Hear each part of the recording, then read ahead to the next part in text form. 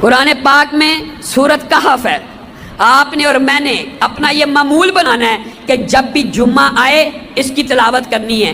احادیث میں یہ بات ملتی ہے کہ سورت کہف ایک جمعے سے لے کر دوسرے جمعے کے مابین جتنے دن ہیں ان کو نور اور روشنی سے بھر دیتی ہے. کس کے لیے؟ جو اس کی تلاوت کرتا ہے. قل اعوذ برب الناس اور قل اعوذ برب الفلق یہ بڑے مجرب ہیں.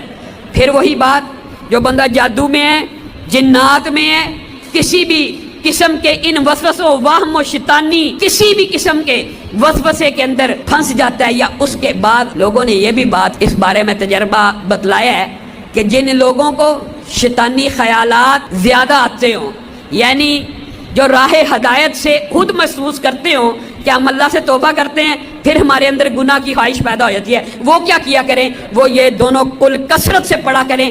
اللہ تعالیٰ ان کی عبادت میں ایسی لذت پیدا کرے گا کہ وہ گناہوں سے دور ہو جائیں گے. تو ہمیں یہ کل پڑھنے چاہیے. خود رسول اللہ صلی اللہ علیہ وسلم کے لیے یہ اترے اور رسول اللہ صلی اللہ علیہ وسلم نے اپنا علاج ان دونوں کلوں کو پڑھ کے کیا. آپ یہ دیکھیے ایک چھوٹا سا وائرس، ایک چھوٹا سا کرونا کتنا بڑا فتنہ بن گیا ہے.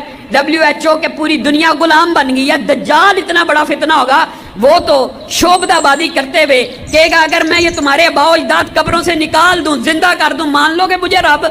لوگ کہیں گے پھر تو واقعی رب ہوگا. اور وہ شعبدہ بازی سے اپنے ہرکاروں اور شیاطین کی مدد سے اپنے شیاطین کو ان کے والدین کی شکل دے کے قبروں سے زندہ کھڑا کر دے گا. اتنا بڑا فتنہ ہوگا. اور وہی شخص اس کے فتنے سے بچے گا جو سورت کہف کی پہلی 10 آیات پڑھ حفظ کر لے گا نا. دجال آ بھی جائے اس کو صاف پتہ لگ جائے گا کہ یہ دجال ہے، یہ رب نہیں ہو سکتا.